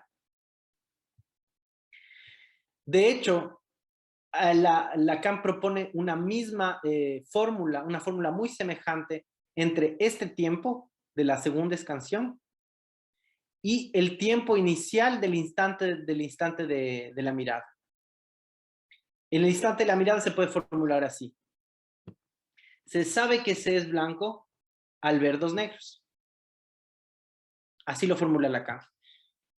Y esta última salida, esta verificación del acerto de certidumbre anticipada realizada antes, se puede formular del siguiente modo. Se sabe que se es blanco cuando se ha visto a 2 blancos detenerse 2 veces. El primero es, se sabe que se es blanco cuando se ve 2 negros, y el otro es, se sabe que se es blanco cuando se ha visto a 2 blancos detenerse 2 veces. Es el mismo tipo, la misma relación del sujeto al saber. En este caso, ya no hay anticipación, hay una verdad, por así decir, objetiva. Una verdad objetiva, pero que no se podía haber alcanzado sin el acerto de certidumbre anticipada, sin la afirmación de una verdad todavía no completamente presente. Es decir, si no se hace el acto necesario para afirmar la certidumbre anticipada, esta certidumbre anticipada no llega a verificarse al final. Pero es importante dar cuenta de esta verificación al final. Es importante considerar cómo Lacan introduce al sujeto aquí, habla de un sujeto lógico, ¿cierto? Introduce al sujeto en lógica, pero lo introduce para hacerlo desaparecer, para volver, de cierto modo, dialécticamente a una forma lógica clásica del sujeto, en la que simplemente ve algo y concluye, ve algo y sabe y concluye. No hay ninguna apuesta, ninguna dimensión de la prisa, ninguna duda. Entonces, el sujeto entra aquí, bajo la forma de la prisa, la duda, y aquí sale con una verdad de cierto modo ya plana, una verdad objetiva. Esto Lacan lo puede llamar, por ejemplo, la fuga del sujeto en una exigencia formal. Y el proceso mismo lo puede llamar desubjetivación. Lo dice hacia el final del artículo. Dice, esta referencia del yo a los otros en cuanto tales, en cada momento crítico, esta referencia del yo a los otros en cuanto tales debe en cada momento crítico ser temporalizada para reducir dialécticamente el momento de concluir el tiempo para comprender a durar tan poco como el instante de la mirada. Si es que pensamos que este es el esquema de una cura, entonces, a pesar de que tenemos como la tendencia en la clínica de ensalzar, de poner todo el énfasis en la dimensión subjetiva, ya digo, si pensamos que este es el esquema de una cura, yo creo que eso es discutible, o sea, no necesariamente es así, pero si pensamos que este es el esquema de una cura, que con este sofisma Lacan nos propone un esquema de la cura psicoanalítica, entonces hay que ver cómo se trataría de reducir la subjetividad.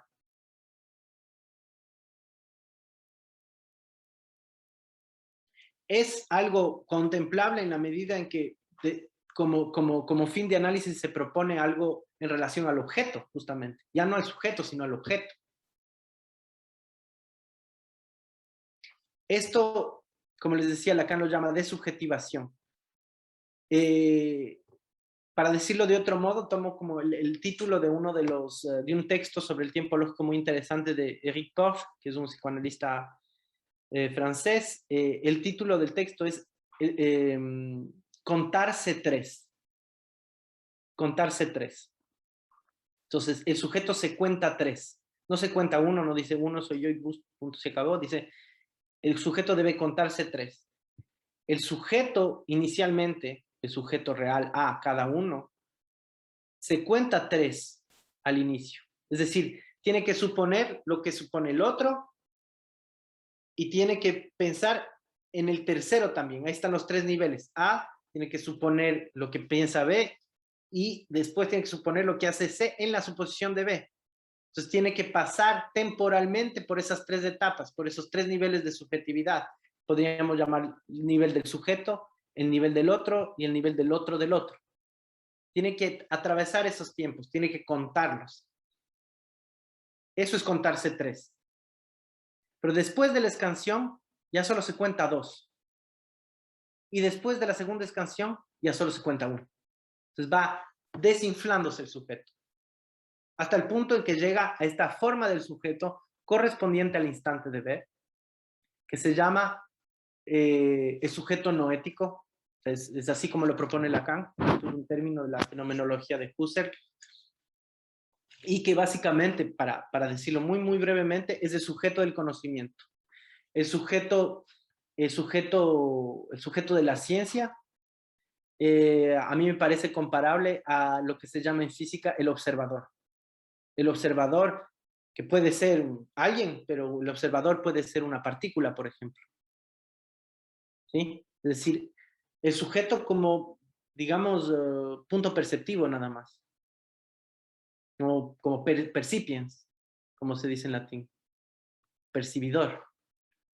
El sujeto reducido al ojo, por ejemplo.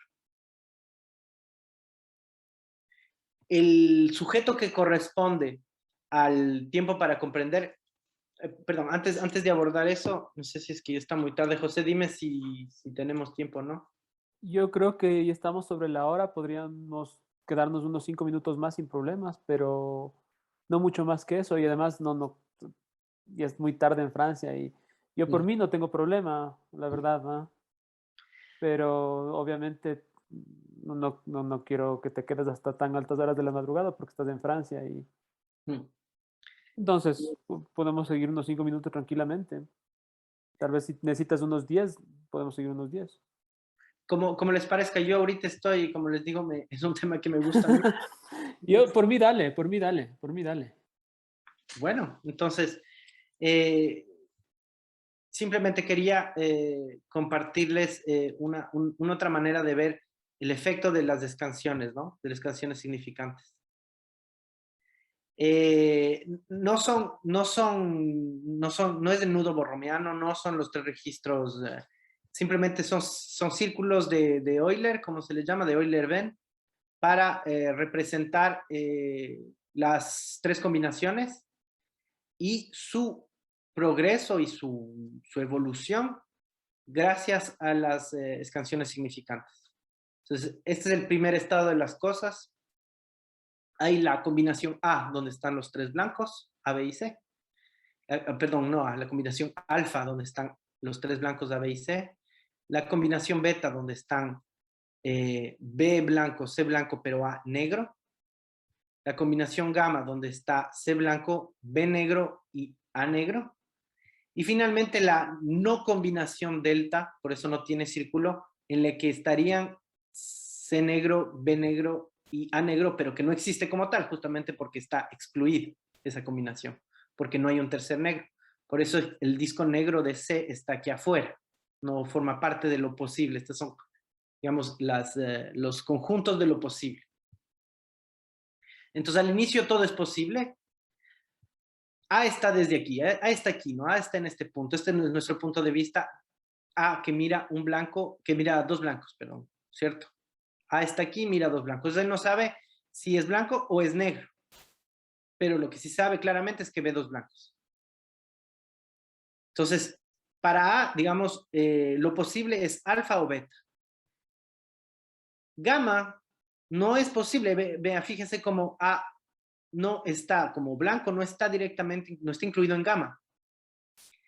No está incluido directamente en gamma, pero si fuese negro, entonces gamma podría ser posible no para él mismo, sino para B.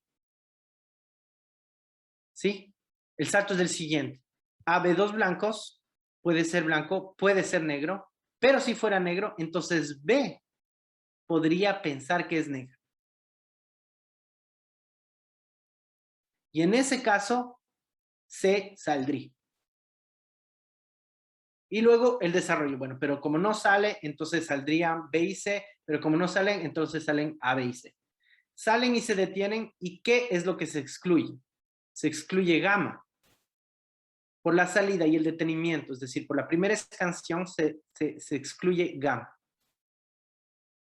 Gamma ya no es una posibilidad, porque ya B no puede pensarse negro. El rato en el que los tres avanzan y se detienen, incluso si ya fuera negro, B ya no podría ser negro. ¿Por qué? Porque si fuese negro, C no se hubiera detenido. Entonces, la primera escansión excluye de este modo una de las combinaciones, ¿no? Después se hace el razonamiento respectivo. Si yo fuese negro, entonces B y C saldrían inmediatamente porque B, porque para B ya no sería posible ser negro. Pero como no salen, entonces soy blanco, concluyen los tres, salen y se vuelven a detener, segunda escansión, y ahí se elimina la segunda combinación, beta. Es decir, al detenerse los tres, se resuelve finalmente el enigma inicial. El enigma inicial de A era, veo dos blancos, ¿soy blanco o negro? Se elimina el enigma inicial porque el detenimiento de los otros implica que ellos no le ven negro. Si le vieran negro, no se detuvieran.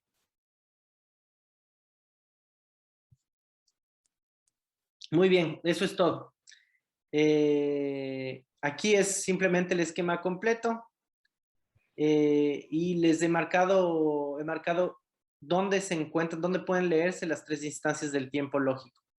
Creo que eso estaba más o menos claro en la presentación.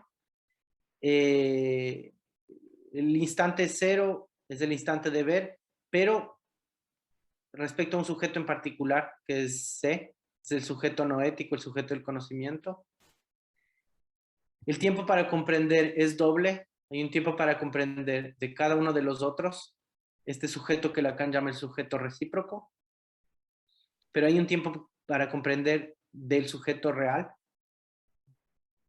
Y el momento de concluir, el sujeto respectivo es el sujeto del hacer. Después se da la escansión significante, se reducen los tiempos y esta vez ya no hay dos tiempos para comprender, solo hay uno. Porque los otros ya no necesitarían comprender nada. Les bastaría un instante de ver. Ahora el instante de ver recae o corresponde ya no a C, porque ya C no se detuviera, sino a B, es decir, a los otros, a cada uno de los otros.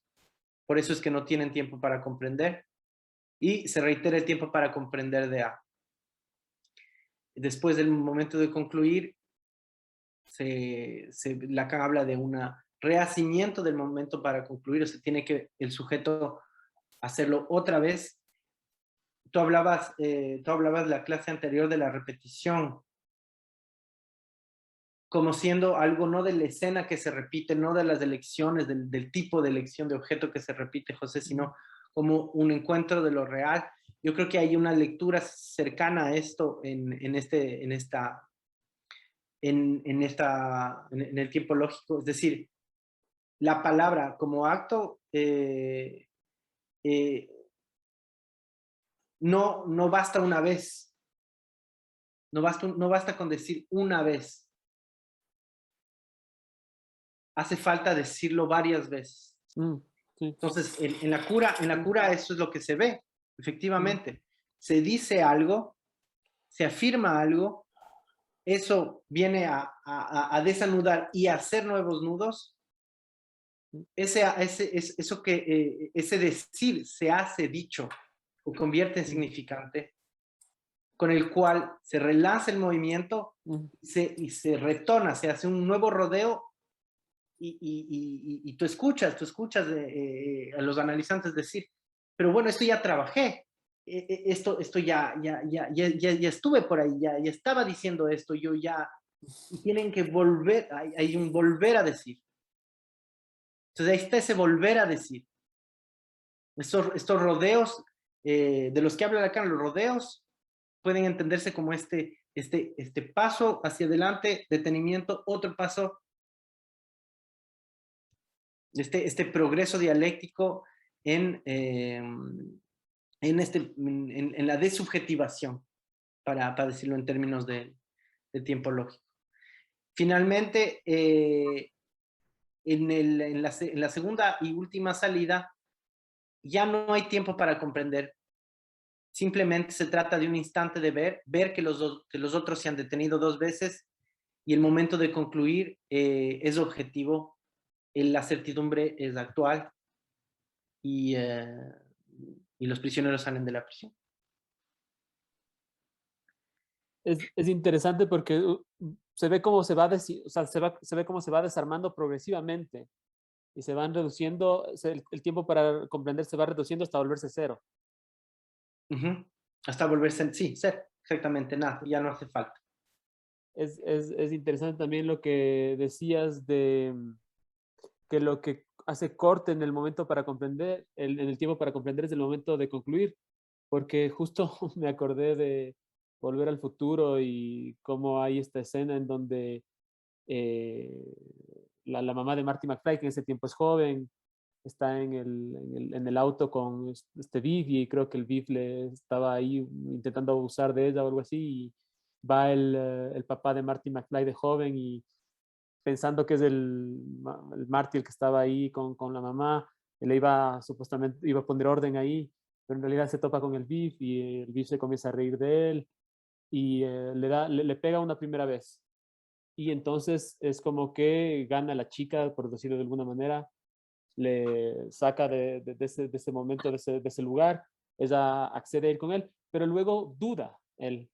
Y entonces en la pista de baile, otros chicos se comienzan a meter con esta señora, Marty McFly comienza a desaparecer, a desvanecerse, pero luego entra Vic por una decisión de él, y entra el papá de Marty McFly, y por una decisión de él le separa a todos, y ahí sí le besa finalmente, porque antes no le había besado.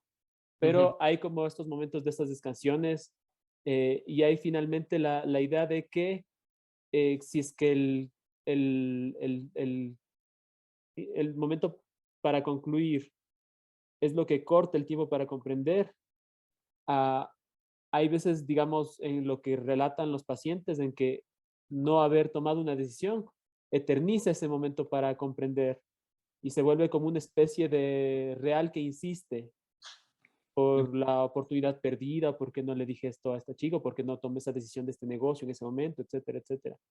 Eso me hacía pensar un poco, pero ya creo que nos ha dado mucho más de lo que nos merecemos. Yo voy a suponer que todos los demás suponen lo mismo que yo ahorita. Y te quiero agradecer un montón, José Miguel, por tu tiempo, por lo preciso que has sido en describir el tiempo lógico en Lacan, por la viñeta clínica que nos has dado. Y yo también supongo que todos te mandamos un abrazo y un fuerte aplauso. Muchas gracias, José Miguel.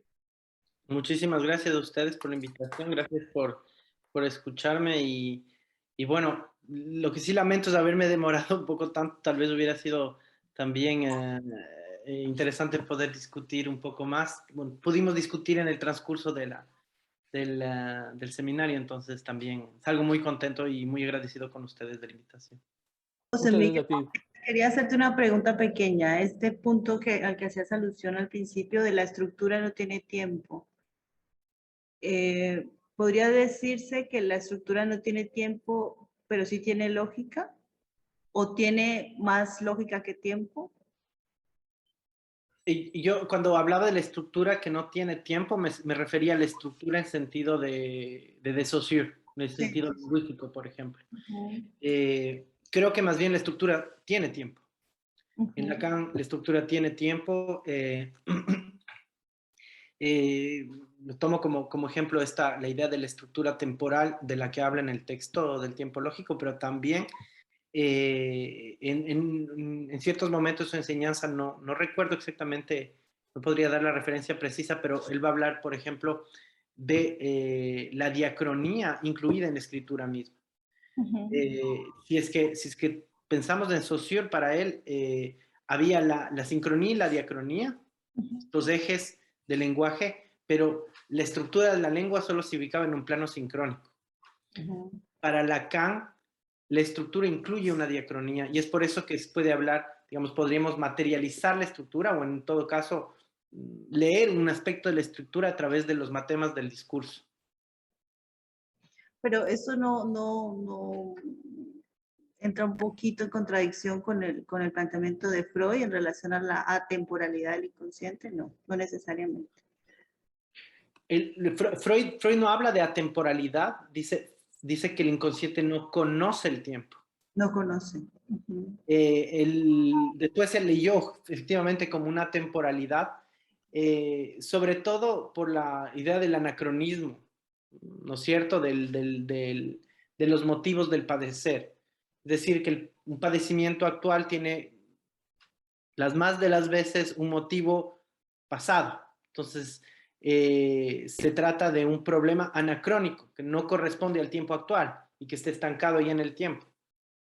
Entonces, el inconsciente en su desconocimiento del tiempo puede hacer emerger algo que cronológicamente ocurrió mucho tiempo atrás, en cualquier momento. Pero ese desconocimiento del tiempo no implica que él responda a una cierta temporalidad, una temporalidad que puede incluso ser leída en este esquema de la Carta 52 de Freud, donde hay, está propuesto varias, se propone varios, ¿cómo llamarlos? Espacios de escritura y traducción que describen el aparato psíquico.